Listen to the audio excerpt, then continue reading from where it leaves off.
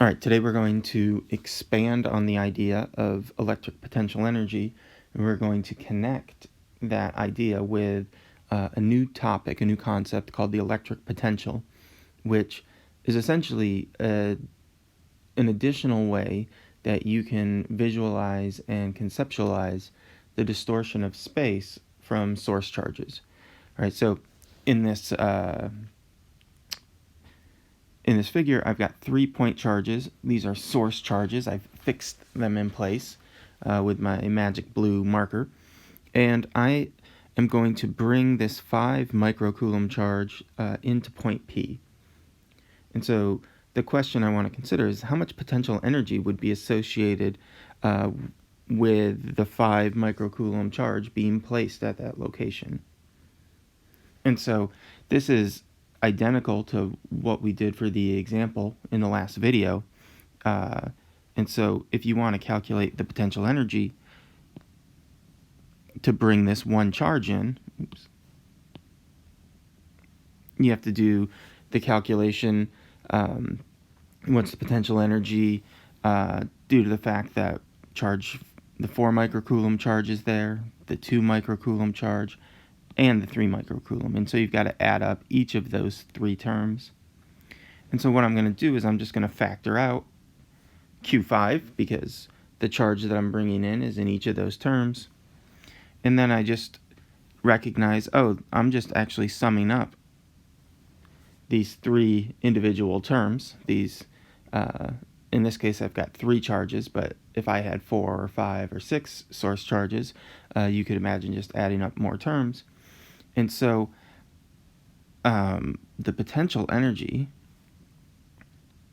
that I'm calculating is the charge that I'm bringing in multiplied by this other quantity, and this other quantity is what we're going to define as the electric potential. Now, the naming can get confusing because we have electric potential energy, and then we have the electric potential. There's not much we can do about that. That is the language that is used, but we want to make very clear that there's a difference between electric potential and electric potential energy. In general terms, so this was an example for point charges. The electric potential in general is sort of defined as the potential energy divided by Q. So it's the energy per unit charge at a location in space. And the units for the electric potential are joules per coulomb. You can get that just from looking at this ratio. And we define that as a volt. Right, so I'm sure you've heard of the unit volt. That's the unit for the electric potential. Now, the electric potential is a scalar. So at any point in space, we can calculate the electric potential to be positive, negative, or even 0. And so the charge type, the positive or negative, we are going to use that charge type as an algebraic sign when we're calculating the electric potential. For a point charge, the electric potential due to a point charge is positive everywhere because our Q would be positive. And if we had a negative point charge, the electric potential would be negative everywhere. Just like potential energy, the electric potential at a given location is essentially arbitrary because it's position dependent. And we can define our coordinate system however we want. So what we really care about and what we'll be seeing throughout the rest of the semester, it's how the potential changes throughout a space or the differences in the electric potential as our charges move through a space. That's going to be important, and that's essentially connected to energy. And so the electric potential difference is exactly what you think it is. It's the difference in the electric potential between 2 locations in space, A and B. And the book is referring to this difference, this electric potential difference, as the voltage I think there's a little bit of confusing language because the potential difference is being referred to as voltage, but then we'll see later in some circuit questions we'll be asked for the voltage difference. And so I think interchangeably the electric potential difference and voltage get used, but then occasionally electric potential is referred to as voltage. And so just know that they're referring to the same quantity, right? It's the electric potential. And so if we're talking about the potential difference, then that's related to the change in the potential energy as well. And so this expression right here is actually a very powerful and very useful relationship that we are going to take advantage of throughout the rest of the semester. And it should look and feel very similar to this expression.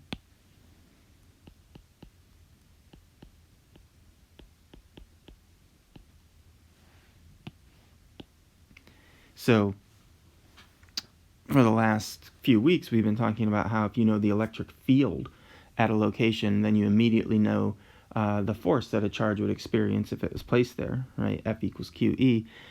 This new expression basically tells us the same thing. So that one I circled, or this one, that if we know the electric potential at a location, then we immediately know the potential energy that would be associated with a charge if it was placed there. And this bottom expression with the deltas, if we know the change in the voltage or the change in the electric potential, then we immediately know the change in the potential energy a charge would experience if it is moved, accelerated, if it goes from those two locations in space. All right, and often when we're dealing with charges moving through space and we're talking about the energy associated with these charges, it turns out that the typical energy unit that we've been using throughout 101, the joule, it turns out that that energy unit is just way, way, way too large of a unit for most of the energy problems that we'll be looking at. And so it makes sense to introduce a new energy unit that is more relevant to the scales for the types of problems we're looking at. And so the new energy unit that we're going to introduce is the electron volt. And the electron volt is defined as the change in the kinetic energy of an electron as it's accelerated through a change in voltage of 1 volt. And so you can see this picture over here on the left that I grabbed from the textbook. If you just place the electron over here on the left-hand side, and let's say that the potential difference between these charged plates was 1 volt, and you release the electron from the left plate, it will accelerate to the right, and as it passes through the plate, as it hits this spot right here, we can define that increase in the kinetic energy as equal to 1 electron volt, right? And so that's what I'm writing out here. I've got the kinetic and potential energy at the start equal to the kinetic and the potential energy at the end, right? This is conservation of energy from 101. And this means that the change in the kinetic energy, so B minus A, has to equal the negative of the change in the potential energy. And so that means our kinetic energy has got to equal negative Q delta V. Our Q is a negative E. And so we end up getting that the change in the kinetic energy is 1 electron volt. And so there's something kind of cute being done with the units here. The charge of the electron E sort of just becomes part of the unit, 1 eV. But then we can decompose what an eV is equal to in joules by just plugging in the values. So that's what I do down here. E is 1.6 times 10 to the negative 19 coulombs. and a volt is 1 joule per coulomb, and so that allows us to define an electron volt as 1.6 times 10 to the negative 19 joules. And so we're going to be using this unit for energy throughout the rest of the semester. We'll also still use joules, so we'll need to be able to go back and forth. All right, we can connect the electric potential to the electric field. Like I said at the start of the video, the electric potential is a different way to describe the distortion of space due to point charges, and so we can connect the distortions, the potential, and the electric field. And so the way we do that, we've got a couple different options. The first one is using the definition for the electric potential. So at a point P, we can essentially integrate the electric field from our reference point, which, if our charge distribution is local, so it doesn't extend to infinity, then our reference point, we talked about using setting the reference point to infinity. So you would perform this integral with r equaling infinity, and then point P is just the location where you want to find the electric potential value. So you would perform this integral E dot dl. So you need to know the electric field in this case throughout space to calculate the potential using this method. And so the potential difference between 2 points turns out to just be equal to integrating E dot dl from those 2 points, and you end up getting a negative sign out front here. Oh, I guess I missed pointing that out earlier. You get that negative sign out front. Now, one thing I want to point out is that if you look at the units of the electric field, we've been talking about the electric field as units of newtons per coulomb, but if you look at this relationship, E dot dl, so the product of E and dl, has to give you the same units as the voltage or the electric potential. That means that the electric field unit of newtons per coulomb is the same thing as volts per meter. Right, so that's a very useful thing to remember, and it tells you about how the two quantities are related. Now, down here, I've got another section for calculating the potential, and so if your charge distribution does extend out to infinity, then you can't use infinity as your reference point, and so you may end up needing to calculate sort of the brute force method using the actual integration methods of the actual point charges rather than using your knowledge of the electric field. So if you have point charges, then you calculate the potential just like we mentioned on the previous page. So the electric potential of a point charge is kq over r. So if you have several of those, then you need to add them all up. If you have a continuous charge distribution and you want to know the potential at some location out in space, then you've got to do an integral. You've got to integrate dq over r, where dq can be different things. Remember, for a line, for a surface, or for a volume. And for next video and our next class, we'll be looking at a few examples to get some practice.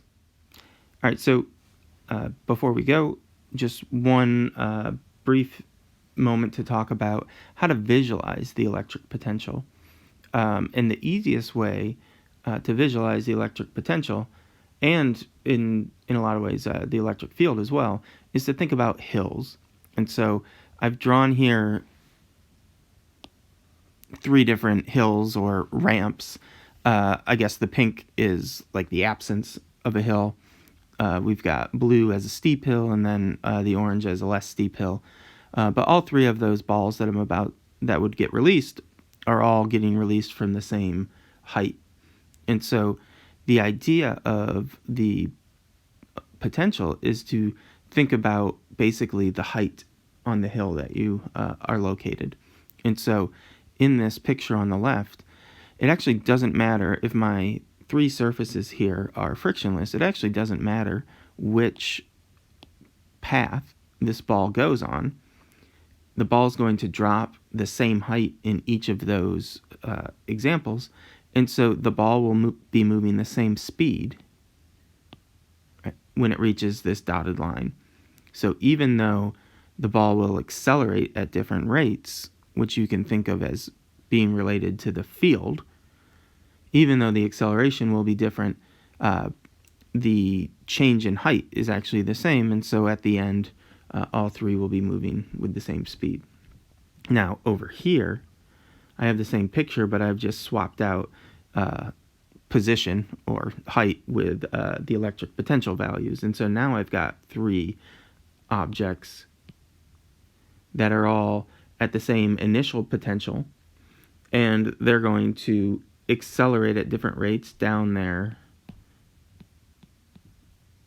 ramps, but they're all going to end up down here at the same final potential. And so the idea here is that even though the electric field that they may be passing through is different, the change in the potential is exactly the same, and that means that the change in the kinetic energy has to be exactly the same for these three objects. And so if we want to visualize, if we want to sketch out the electric potential, it's usually most useful for us to visualize equipotential lines. And equipotential means regions in space where the potential, or if we go back to talking about height, where the height is the same value. And once we make that connection, then it becomes really obvious what a map of equipotential or equal height lines would look like. It's going to look like a topographic map. It's going to look like a map that you've maybe seen over the years, just a map of the Earth's surface. And so I've got this figure from the book where, that does not show up, where this this Devil's Tower sort of land plateau, this rock structure, sort of juts up out of the ground. And if you look at the topographic map of that region, what you see is that you've got some very large spacing of the equal height lines out here on the left, and then as you move in this way, you can see that the lines are getting more tightly bunched, more tightly packed. And the way that you read this map is that where the lines are tighter, where the spacing is smaller, that corresponds to a greater rate of increase or decrease in the height. In this case, the highest point is here, and so we're actually going downhill this way. And so the way that you can connect this topo map to electric potential is if we were to place a positive charge at this location. Well, then these height lines are actually, we can think of them as potential lines. And so as you get further and further away from this positive charge, the electric potential is decreasing, right? And in fact, if we get infinitely far away from this positive charge, the potential will be zero. And so the interesting thing, and we're going to do this in lab next week, the interesting thing is if you draw lines that leave the positive charge and cross your equipotential lines at 90 degrees, and so you can see I'm trying to do this, what I've actually sketched out. So the the lines on the map are equivalent to electric potential lines. What I've just sketched in are electric field lines. And so there's a direct connection between the electric potential and the electric field. So you can think of the potential as sort of the height of the hill at any point. You can think of the electric field as essentially the slope of the hill. So how steep or how shallow the hill is at any location. And you can see from this picture that the field lines are more tightly bunched here than out here. So that tells you that the electric field is stronger, closer to the positive charge.